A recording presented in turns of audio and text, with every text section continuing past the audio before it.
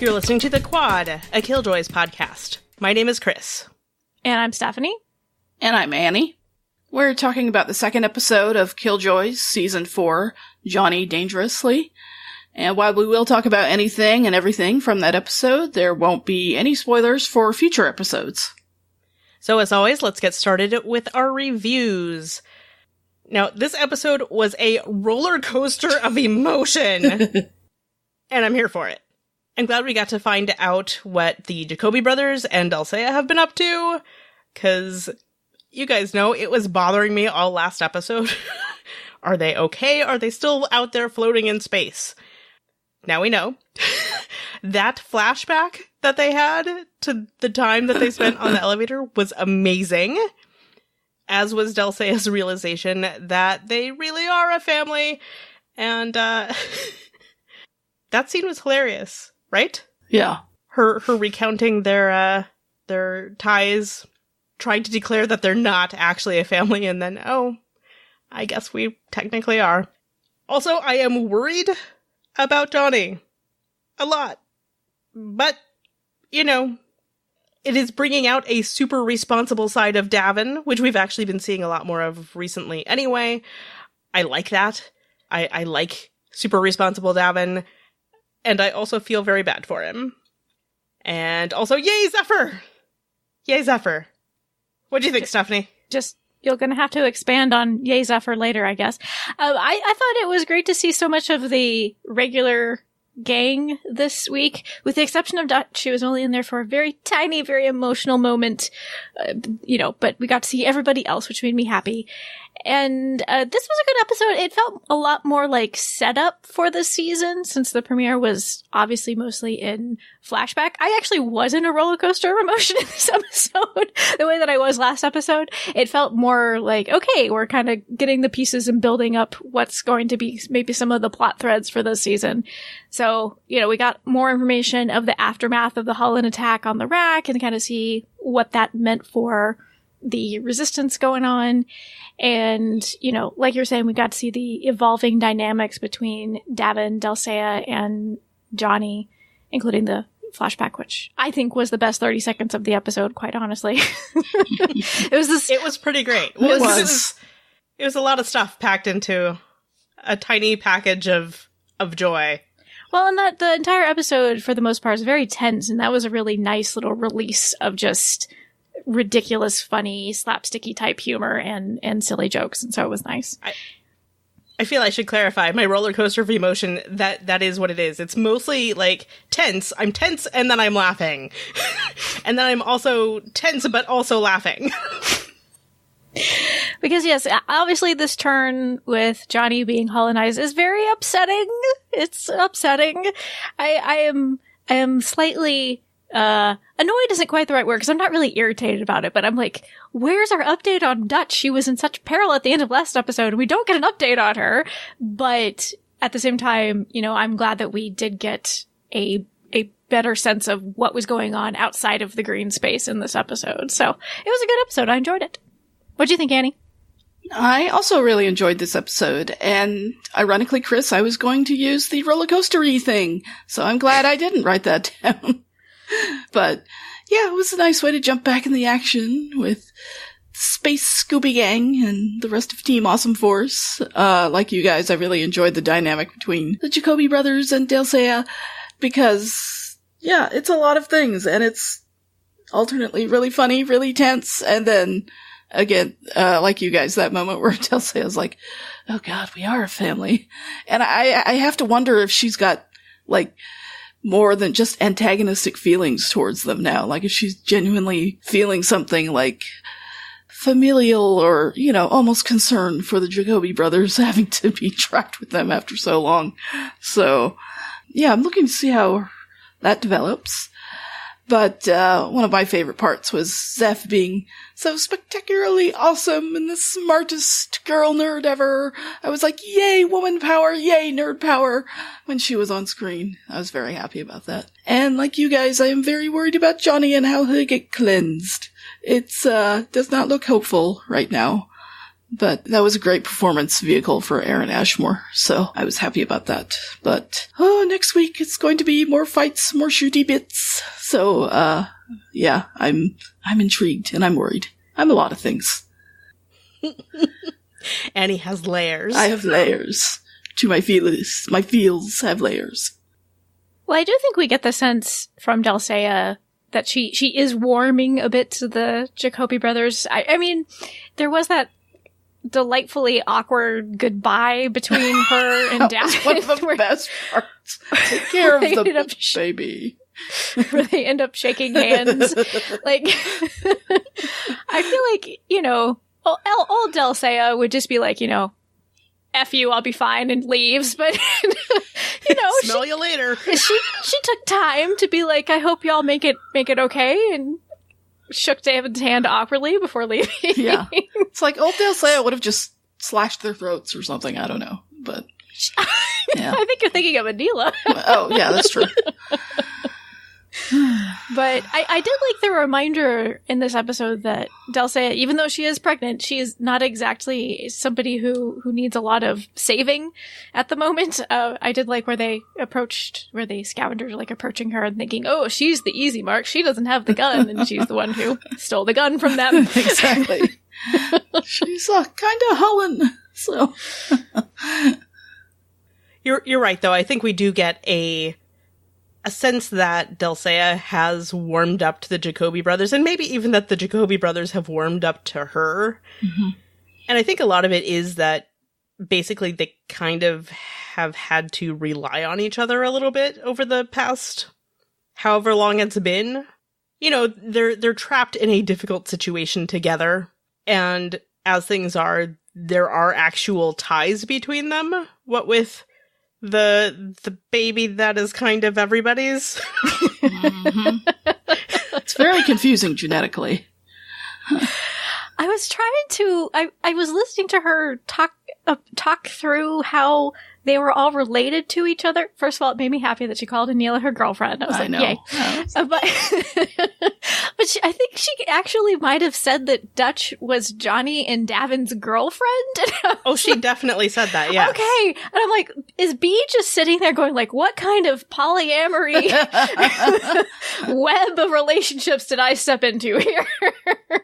I mean, maybe, but also who knows what the mores are in this area of the galaxy. So I'm not saying B was judging. I'm just saying I feel like she would think this is complicated. Yeah, she looked confused. I mean, who wouldn't that's be? That's fair. So that's fair, because I think she's like, we're not family. Though he is the father of the baby, and the baby's other parent is my girlfriend, who is the sister mother of their girlfriend, I believe is the way she phrased it. Yeah. Yes.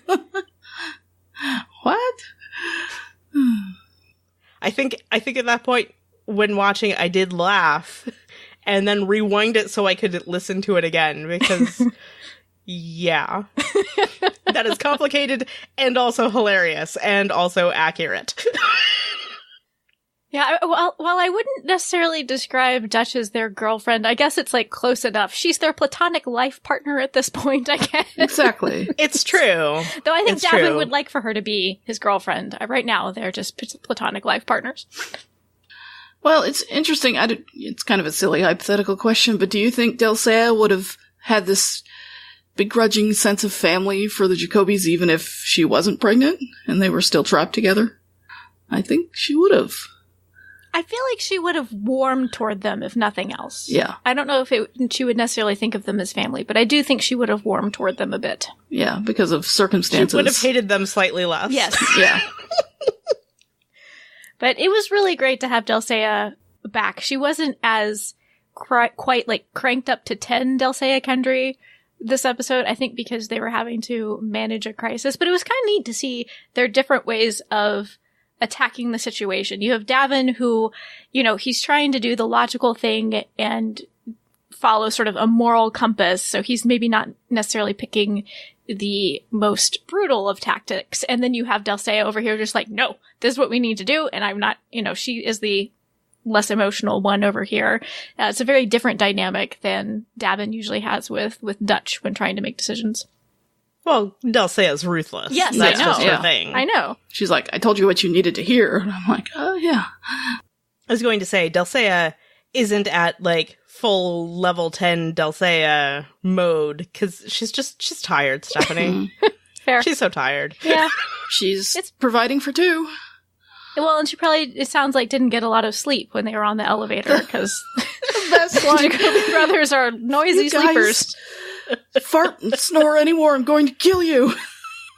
I'm like, you're with boys. What do you expect? It reminds me of Zeph's line about, you smell like sports. So do you want to expand upon your "Yay, Zeph" comment from earlier, Kris? But it's self-explanatory. What about that was unclear, Yeah. Stephanie? No, she was so great in this episode. She was really taking charge of stuff. She was, I feel like, doing her absolute best to live up to what Dutch and Johnny had both, expected of her and also had trained her to be, if that makes sense. Mm-hmm. Mm-hmm. So we saw a lot of that last season with Johnny sort of trying to impart the lesson. We have to be responsible because, if we ask them to do something, they're going to do it, is basically what he tells her in one episode. Yeah, and Right. if we don't do it, if we don't support them or get the tech stuff right, they're going to die. So yeah, seeing her really take charge and be responsible for both her life and Pip's, it kind of warms my heart a little bit. It's like, oh, it's like Dutch saw potential in Zeph, and so then Zeph is like, okay, I gotta live up to what she saw in me. It was really great to see her more, I think, typical Zeph always seen of her in the past, where she's very confident in her abilities to deal with tech stuff, but then have that moment of doubt where she's like clearly fueled. She's been fueled by this. I need to get to my people and try to, join back up with them so I can help them. And so I liked when she had that moment of doubt where she's like paused from having that drive and thinking, oh shoot, what if I really can't do this? I thought she had a really nice through line for this episode. mm-hmm. Mm-hmm. And it very much was a situation of like, if I'm wrong at all, we're going to die. And also that means we can't actually help them and they might die. So Mm-hmm. the stakes are high. Well, and I like that because she makes the most sense to be the one left behind who would be the most driven to sort of go find Johnny and Davin. Because, Turin, Fancy, they know them, but they've got other stuff that's more important to them going on, trying to, deal with this whole Holland invasion thing. And what do we do now? We've got these dolls hanging around. What the heck? And, Pre and Garrett, Pre might be a little more interested, but I think it made sense that was sort of put on Zeph to be the one to think, no, we need to go catch up with them. They're important. Mm-hmm. Why have y'all not been working on this type of thing? And I mean, she has been more a part of Team Awesome Force. Right. In a way that the others haven't. Yeah. All last season, yeah.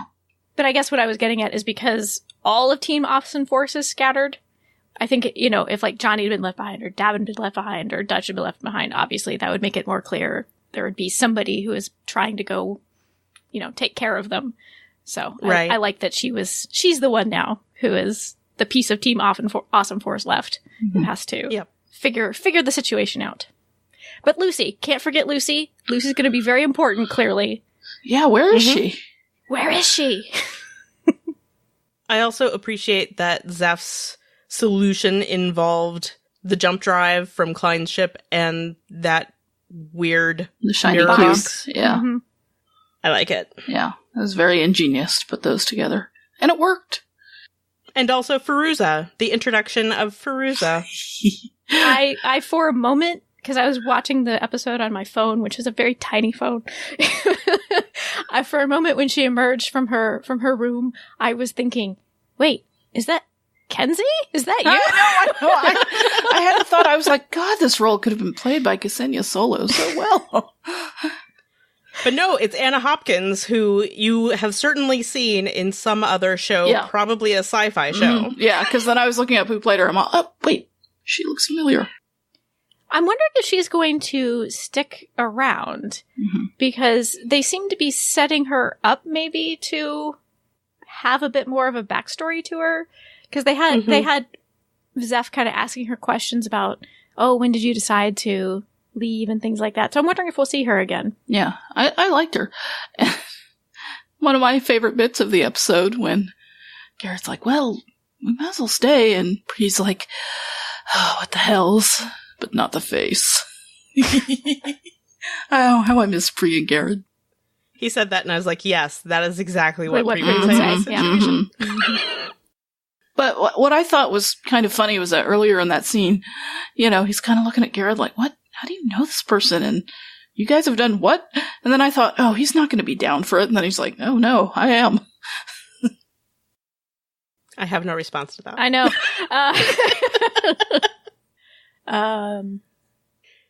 I feel like I should point out that there's been a bit of a bondage element to both of the episodes we've gotten so far this season. I don't know if that's going to be a continuing thing, but yeah. Well, I just wanted to point that out. It just cracks me up that Michelle Lovretta said, yeah, not all our sex toys cleared. And I'm like, maybe they'll figure out how to work him in later in the season. I don't know. I feel like they still wouldn't clear. Yeah. Just put him up somewhere as random set design, set decoration. Can be out of focus. And only that's later. Unusual crown molding. Yeah. Wait a second. Only later will we go, wait a minute. Oh, dear. But going back to the reason that they contacted Feruza was to get into the necropolis. That whole scenario, we got the revisit of the creepy spiders that emerged from the green at the end of last season. And clearly, Pip was attacked by one of those spider thingies, right? When he got cornered by the doll. But there was no follow-up to that. So I guess the spider thing is maybe inside of him now? It was not cool to show creepy sullen spiders going out of mouths. And it's very traumatic to me. Spiders are my, bugs, or that's my phobia. So even if it was CGI, but still. But, you knew they had to do it. Oh, yeah, yeah. So, yeah, now I'm worried that Pip's gonna turn Hullen or something. Well, but is that what they do? I don't know. I was just guess. Yeah, they definitely had some of the green goo in the spider. But I guess I don't know if Pip is going to turn Hullen or if the spider's just using him as a spy or some sort of mule. Like a parasite, yeah. To get itself into the resistance ship, the authority ship. I don't know. That again, they purposefully left that hanging to be explored later on, I'm guessing. As they do. I have to say, Pip was okay for me this episode. It's nothing against the actor. It's nothing against, I don't know. I haven't loved his character. But I was going to say, that type of character is the type of character that you tend to be really irritated about. Yeah. It's true. It's true. I think he's okay. He did get a really big laugh out of me with his, so bigger helmet line. I did laugh pretty hard. That was a good line. And his delivery was really great.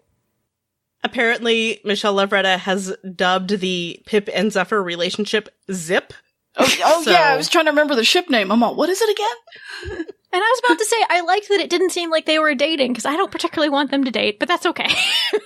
Yeah, well, see, when you're talking about Zeph's dynamics now in the team and how she's the one to really push for finding the boys and everybody, it's like she's more of like now she's taking Pip under her wing, kind of like how Team Awesome Force did with her, so I see it more of that kind of dynamic. Yeah, they seem like buds rather than boyfriend, girlfriend to me here, but what do I know? It feels a little bit like the Dutch and Davin relationship to me, where there's the possibility of a romance there, but really it's more about mutual support. Yeah. I still #get Zeph a girlfriend. I don't disagree with you there. Yeah, sure. So, should we talk about the elephant in the room? Is it a tiny elephant? What elephant? It is not a tiny elephant. It is a giant green elephant.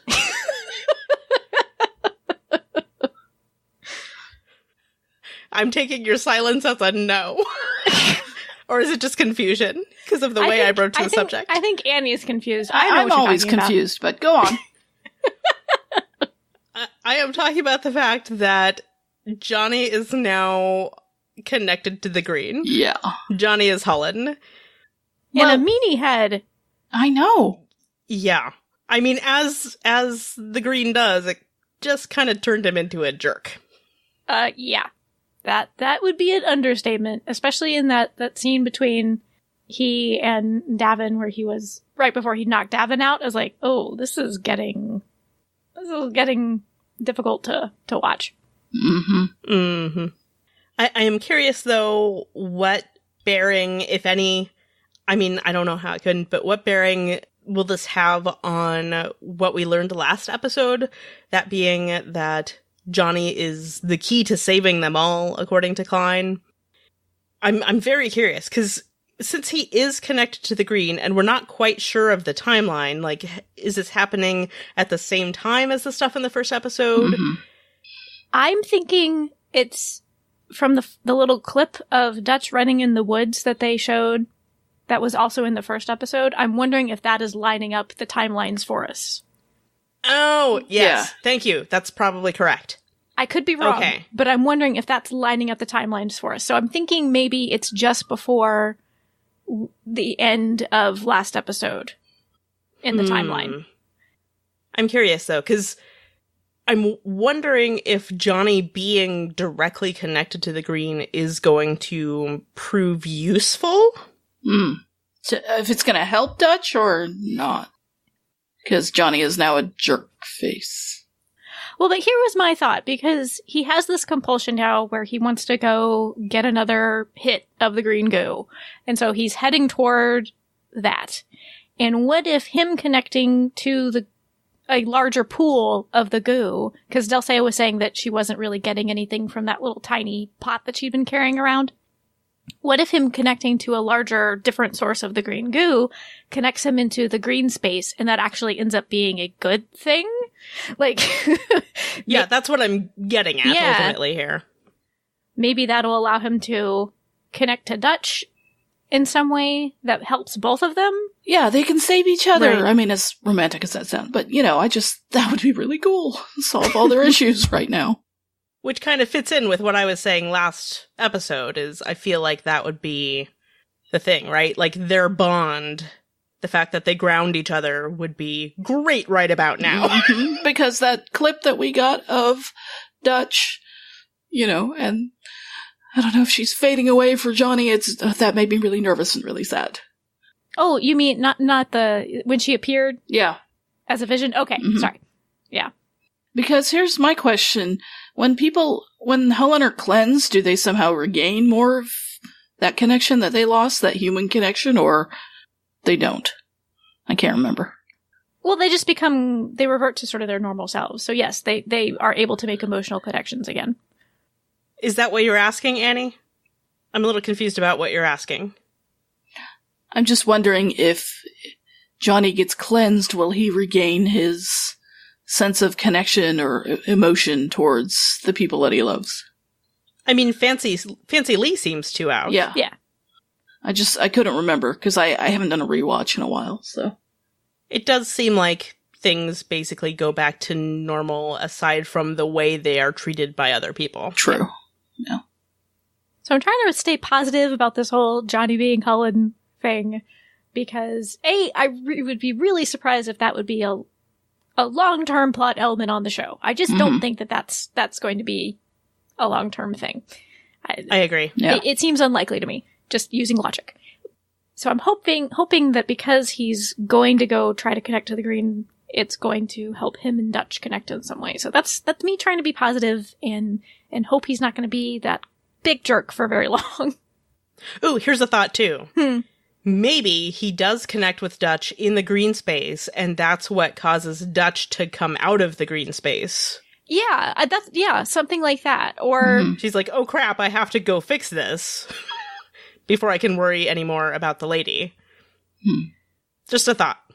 Either she might come out of the green or, because that was the big threat about what we were seeing last episode was whatever she was shot with was making its way to her mind, and Klein was telling her that her connection to Johnny and remembering that connection would be important to saving her, so maybe if they connect through the green somehow, that'll help Dutch in her current situation of being shot with whatever the heck. I don't know. Mm-hmm. Yeah, I'm hopeful. Watch us all be wrong. I know. Ugh.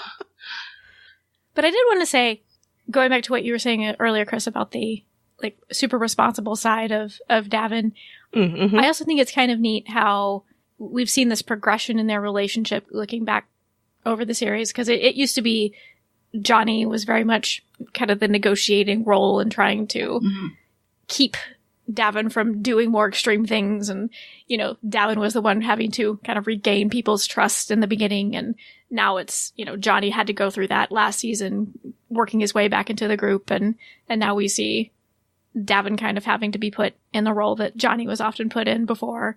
So I think that's cool how we're seeing a difference in how their dynamic has shifted over the years of them being team members, essentially, I guess. Right. I've been enjoying Davin's character growth because, like, last season, we saw him stepping into a leadership role with them starting this war and, you know, being super responsible about stuff in that capacity. And then, yeah, the brotherly dynamic is by necessity shifting. And it's interesting to see. It's nice to see because we have seen Davin just maturing, generally speaking, since the beginning of the series. And I feel like people are always talking about how beautiful Aaron Ashmore's eyes are, which they are. I'm not saying they're not. But can I give some appreciation for Luke McFarlane and his beautiful eyes and his beautiful long eyelashes? It made me really happy to see them this episode. It's like, oh, look at his cute, beautiful eyelashes. It's true. It's true. That man is all eyelashes and cheekbones. Mm-hmm. And biceps. There's way too many sleeves in this episode. That's my biggest critique.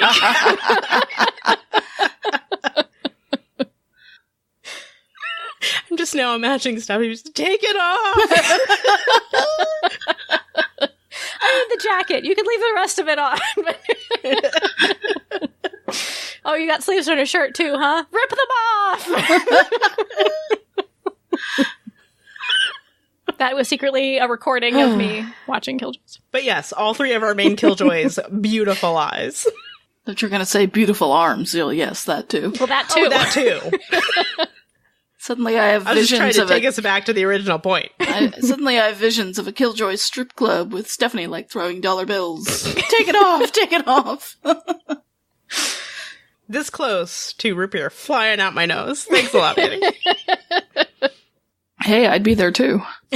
I was a little bit, I don't know, a little bit fed up with like Davin and Delle Seyah for trusting Johnny so much toward the end of the episode, where she wanders off with that device, and Davin just kind of stays behind with him, like, okay, I get it, he's somebody whose face that you usually trust, but Delle Seyah herself just told you the type of behavior to expect from him, and yet you still fell for it. Mm-hmm. Yeah. I'm like, yeah. I'm like, guys, it's evil Johnny. It's Helen Johnny. Please be careful. But don't you think there's a certain amount of, like, just wanting to trust him? Yeah. Oh, sure. Like, yeah. I want this to not be true, so I'm going to act like it is.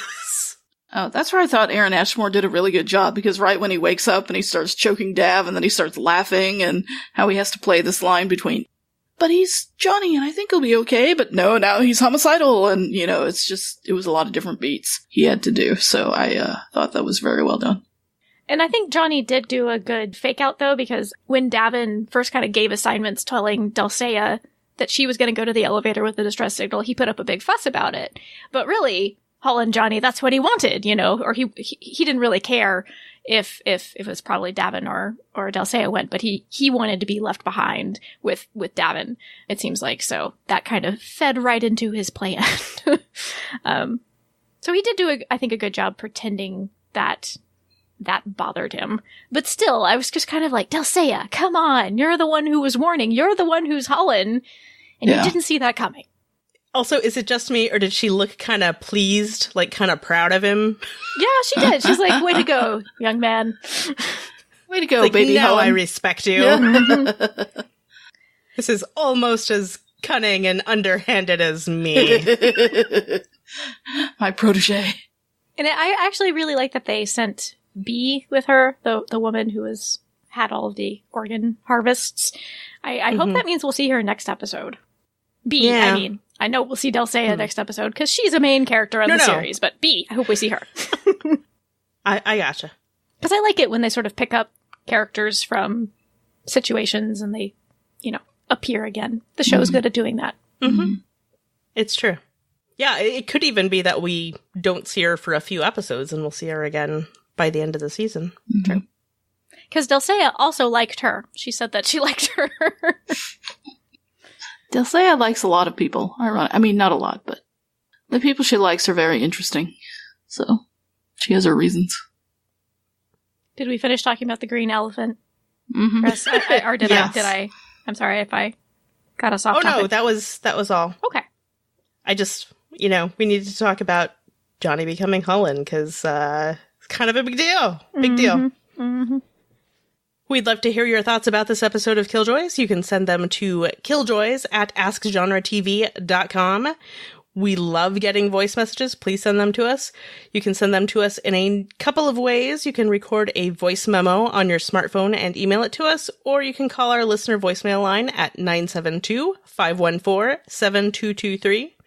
Follow us on Twitter or Tumblr at Killjoys Podcast. The Quad is part of the Ask Genre TV family of podcasts. To find our other podcasts about Orphan Black, Lost Girl, and some other shows, please visit our website, askgenretv.com. Thanks for listening. We'll see you in the Quad.